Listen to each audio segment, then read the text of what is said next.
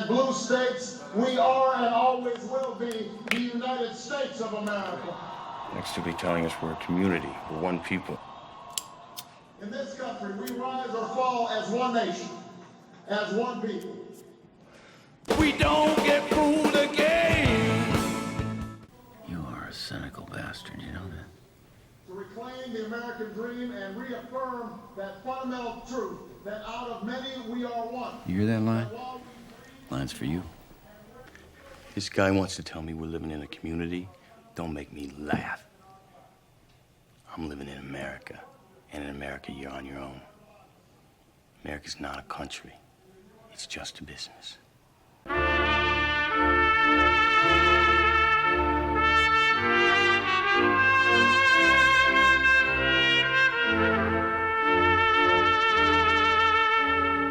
We know the air is unfit to breathe and our food is unfit to eat. We sit watching our TVs while some local newscaster tells us that today we had 15 homicides and 63 violent crimes, as if that's the way it's supposed to be. We know things are bad, worse than bad. They're crazy. It's like everything everywhere is going crazy, so we don't go out anymore. We sit in the house, and slowly the world we're living in is getting smaller, and all we say is, please, at least leave us alone in our living rooms. Let me have my toaster and my TV and my steel-belted radios, and I won't say anything. Just leave us alone. Well, I'm not going to leave you alone. I want you to get mad.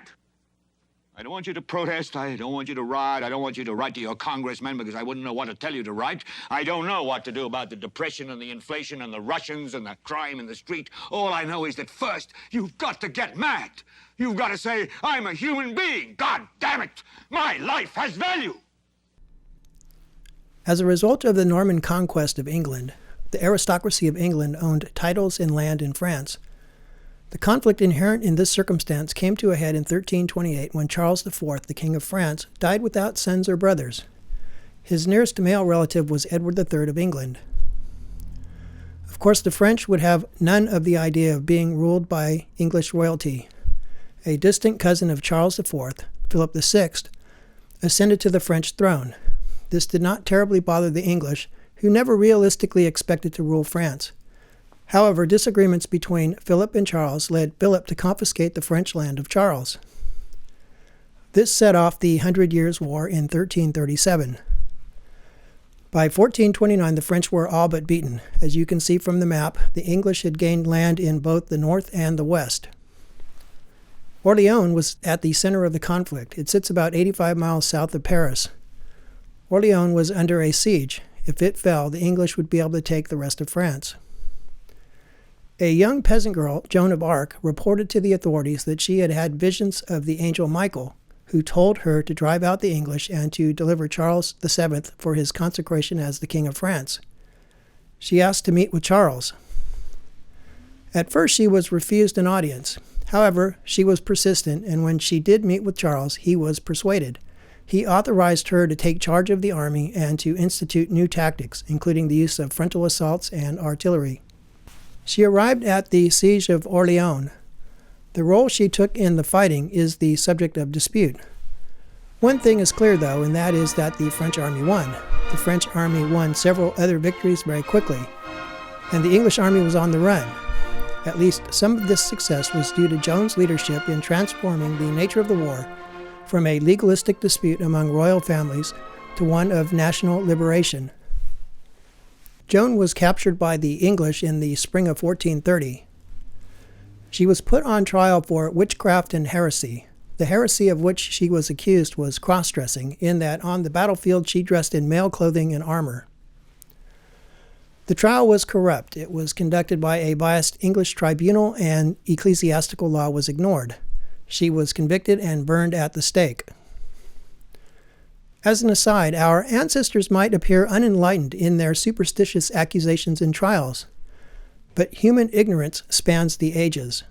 I'm not making any predictions, but I think they've got their eye on somebody who's currently in the Democratic primary and are grooming her to be the third-party candidate.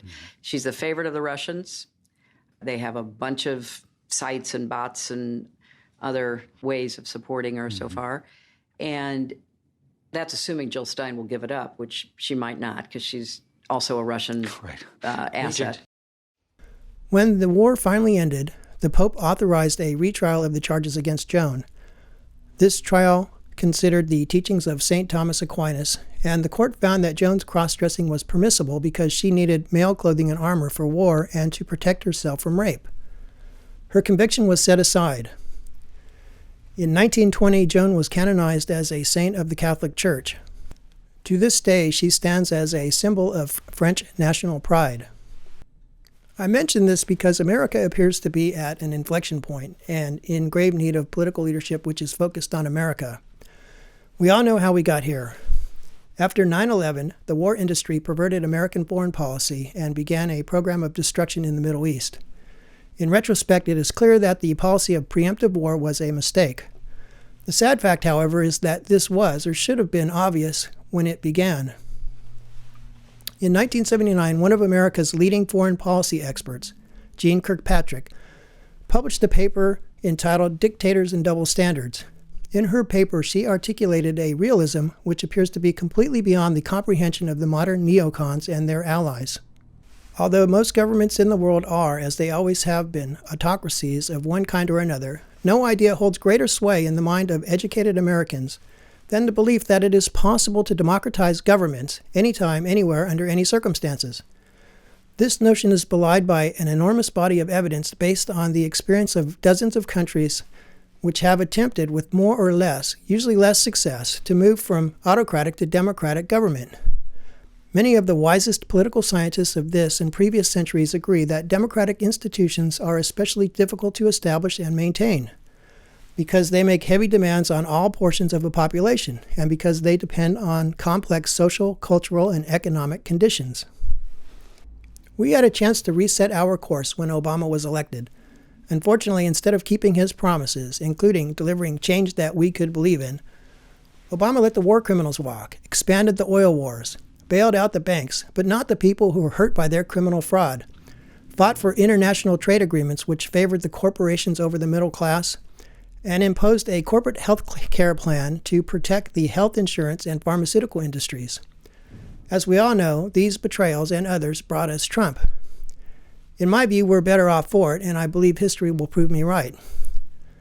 Sometimes the best man for a job will be flawed. He might frighten you or appear grotesque. He might upset your delicate sensibilities. If that's you, Snowflake, your only job is to get the fuck out of the way. It's all the same to you. I'll drive that tanker. The offer is closed. Too late for deals. No deals. I want to drive the truck. Why? Why the big change of heart? Believe me, I haven't got a choice. And how do you think you'd do it? I mean, look at you. You couldn't even drive a wheelchair. You should look at yourself, Max. You're a mess. Come on, cut the crap. I'm the best chance you've got.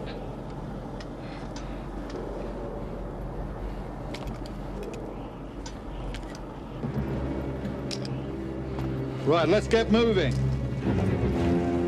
Everyone knows how things work with the American government. However, we act under the pretense that it's not true, that the vote actually matters, that the vote count is square. Trump has ripped the pretense away and exposed the hypocrisy of our politics. For the first time, the malevolence, forces which truly hate America, is out in the open. The president's concern and often used term about a deep state being there to take him out. Thank God for the deep state. Thank God for the deep state. Thank God for the deep state. I mean, I think, everyone here has seen this progression of diplomats and intelligence officers and White House people trooping up to Capitol Hill right now and saying, these are people who are doing their duty, who are responding to a higher call. What is not clear to me is whether Trump is still tenable. The impeachment is bullshit. Even the Democrats know this. Right now, they're looking for a way to back out of it without looking any more stupid than they already do. But Trump is a freak show and always will be. He has Godzilla balls, and he is one of the few people who has the fortitude to stand up to the military-industrial complex. Unfortunately, he is also unlikely ever to unite enough of the people to bring about the necessary reforms. We can argue about why this is, but we must be realistic about where we are. The pileup was necessary, but it may be time to start rebuilding. As for me, I grew to manhood. In the fullness of time, I became the leader, the chief of the great northern tribe. And the road warrior, that was the last we ever saw of him. He lives now, only in my memories. Tulsi Gabbard has the courage to speak truth to power. But the reality is that our leaders failed us. Instead of focusing one-pointedly on going after al-Qaeda, they embarked on a series of regime change wars that continue to this day, almost 20 years later.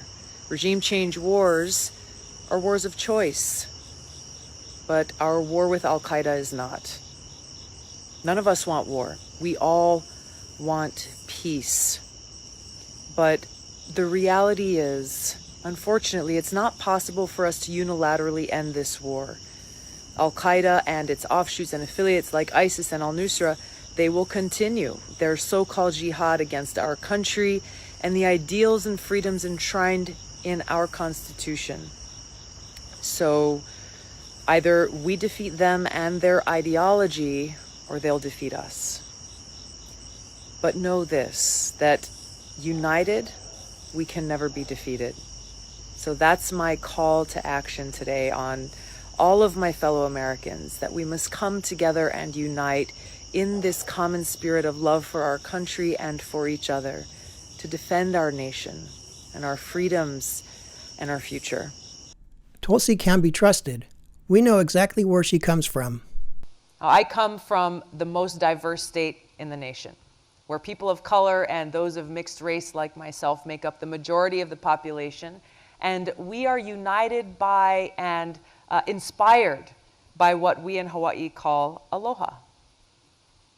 The aloha spirit. The aloha spirit recognizes that we are all children of God, that we are all brothers and sisters, regardless of race or religion or orientation or anything else. And we treat each other with respect and care and compassion. Dr. Martin Luther King visited Hawaii first back in 1959, and he was so moved by what he experienced and saw there. He gave a speech before our state legislature at that time, and he said, "You can never know what it means to those of us caught for the moment in the dark and often tragic midnight of man's inhumanity to man, to come to a place where we see the glowing daybreak of freedom and dignity and racial justice." That's why I'm running for president. I see that glowing daybreak of freedom. I know that we can emerge from this dark midnight of inhumanity and together strive toward that more perfect union, ensuring justice and dignity for all Americans. We also know exactly what she believes.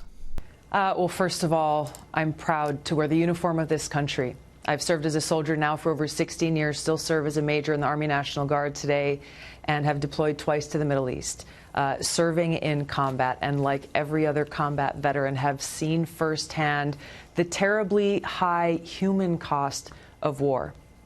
My job in Iraq in 2005, I worked in a field medical unit where the very first thing I did every single day was a heart-wrenching task of going through name by name every list of American casualty and injury that had occurred in the previous 24 hours. So those of us who have seen this terribly high human cost of war, we fight for peace. We're not pacifists. We know that unfortunately sometimes war is necessary to protect our country, but we see that war should always be a last resort.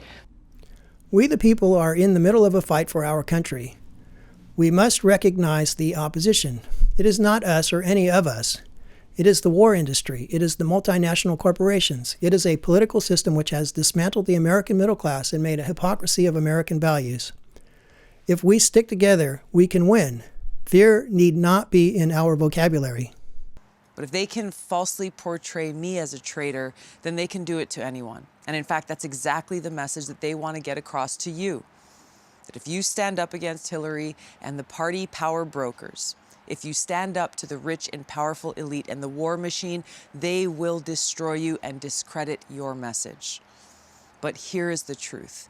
They will not intimidate us. They will not silence us. We are not here just to protest their corruption. I am running for president to take the Democratic Party and our country back from the corrupt elite. I'm running for president to bring about a new Democratic Party and new leadership that will fight for peace, fight for the people, and protect our planet. Let's set aside the national election and only look at the Democrat primary. We can see exactly where the battle lines are drawn. The system is offering a return to normalcy, back to a time when everything seemed right. But that was just our imaginations running away with us. We have to be honest about why Trump was elected. It had nothing to do with racism. It had to do with the systematic destruction of the idea of America. But look, if Bank Boy doesn't do it for you, you can have a guy from military intelligence. He's edgy in a woke and gay kind of way.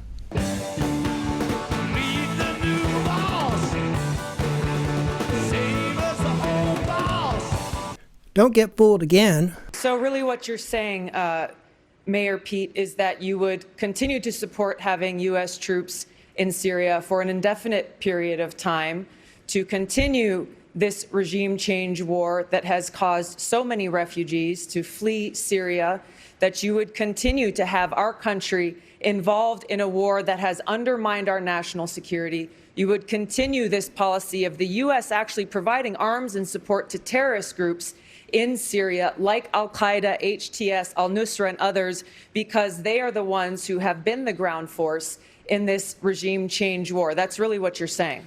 In conclusion, we have enjoyed great male leadership in our history. Franklin, Washington, Lincoln, Grant, Roosevelt, and Eisenhower, to name a few. Men are creative, courageous, and ambitious, and these qualities are essential to the human spirit. However, sometimes the best answer to a problem is grounded in the feminine. America is a mess right now. Our first priority must be in setting things right. We must remember and always be conscious of our founding principle. If we can do this, there is no mountain that is too high, or valley that is too low, or river that is too wide to keep us from saving the American dream. We hold these truths to be self-evident, that all men are created equal, that they are endowed by their Creator with certain unalienable rights, that among these are life, liberty, and the pursuit of happiness. That to secure these rights, governments are instituted among men, deriving their just powers from the consent of the governed.